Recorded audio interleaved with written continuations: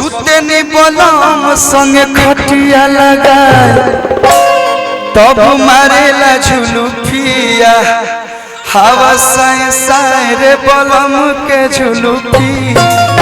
चलिए बहुत बहुत धन्यवाद, बहुत अच्छा लगा कि आप आई और हम भी आपके साथ एक दो गाना गाए। सैड सॉन्ग आल में 27 में सैड सॉन्ग गाई हम पागल लोग कर बोलो का हमरा के एक गाना लगा दीजिए। हमारे अरुण भैया चंदन भैया का मन है कि एगो डांस हो जाओ।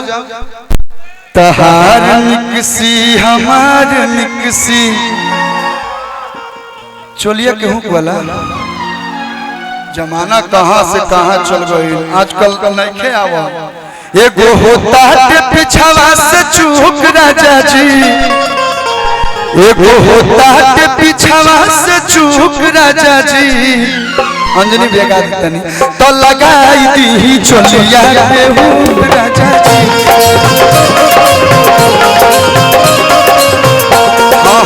केसिया भी झाड़ लेनी पहन लेनी साड़ी लाली लगाई लेनी रूपवा सवारी। एगो होता है पिछवा से चूक राजा जी। हेलो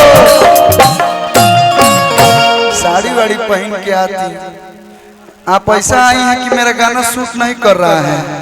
अगला बार दुआरी आएगा तो साड़ी पहन के आइएगा, हम इस बार नहीं। और यह दुआरी पहन के साड़ी। एगो होता है पिछवा से चूक राजा जी, एगो होता है पिछवा से चूक राजा जी। चलिए हम लोग फील कर लेंगे। तो लगाई दी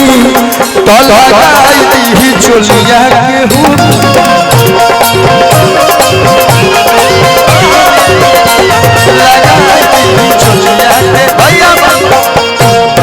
आपके सूट सलवार पे एक लाइन सज के सवर के दिलवा के घर में डलले बारू डाका बनी कन्फ्यूज तनी कर कन्फर्म बात कह तू पाका। पहनले तू सूट सलवार बारू हो, पिन्हले तू सूट सलवार बारू हो। मैं हमारे भाई पूछो तेरे सो आपकी मैं रेड बारू की कुंवार बारू हो। पिन्हले मैं रेड बारू भैया सुना यहाँ पे कुंवारों की संख्या ज्यादा है, कुर्सी वाले को छोड़ दीजिए क्योंकि कुर्सी पे वहीं बैठता है जो विवाहित होता है। लेकिन भाई हमारे जितना भाई खड़ा बाड़े सो सब कुंवारे हैं। मेरा दिल जिस पे फिदा है। हेलो हाँ हम कुछ कहल चाहते हैं भैया। भाई आप तो यार हीरो हो, वो आपकी हीरोइन है। हम लोग देहाती लड़का बिहारे में रह गए, थोड़ा हमें भी परिचय करा दीजिएगा। सुभी शर्मा जी से मेरा मन गदगद हो जाएगा। अरे जिया राजा ये मुझे नहीं जानते हैं, मैं छोटा कलाकार। कैसे जानती हैं आप? क्या बाजल शादी वाला बाजा जी, ये हमें देसी गोलू राजा जी। न परिचय नहीं के भैया। ये गोलू राजा जी हैं हमारे इंडस्ट्री के सबसे क्यूट, सबसे स्वीट, सबसे प्यारे, सबके दिलों में बसने वाले बहुत ही प्यारे सिंगर गोलू राजा हैं। एक बार भाई के लिए जोरदार ताली आप लोग बजा दीजिए। मैडम जी कुछ बोलिए आप भी। गोलू जी आप ही बोलो सब कुछ। सनी होने देख के सबसे पहले आप सभी को शुभी शर्मा का प्रणाम। का हाल चाल बा? एकदम ठीक बा ना? का एक लाइन मैं भी गाना चाहूंगी सबके लिए।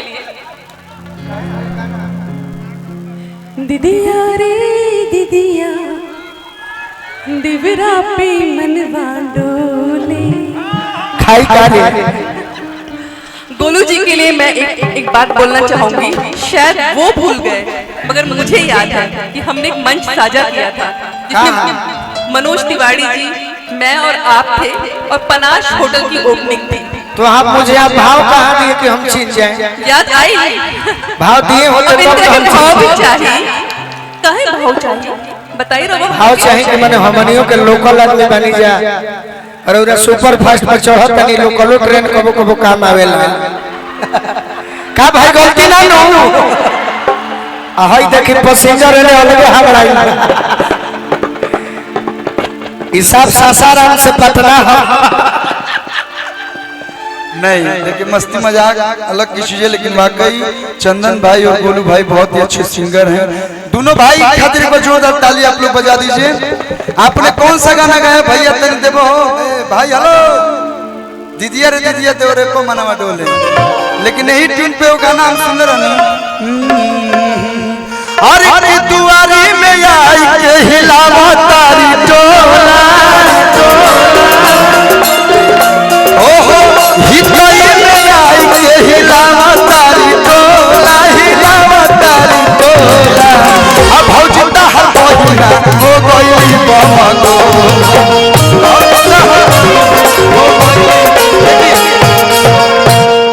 यू आर बम। मेरे गाने का मतलब यही है, कुछ मत सोचिएगा दादा। अरे की बैठल बा स्टेजवा पर गोलुआ है भो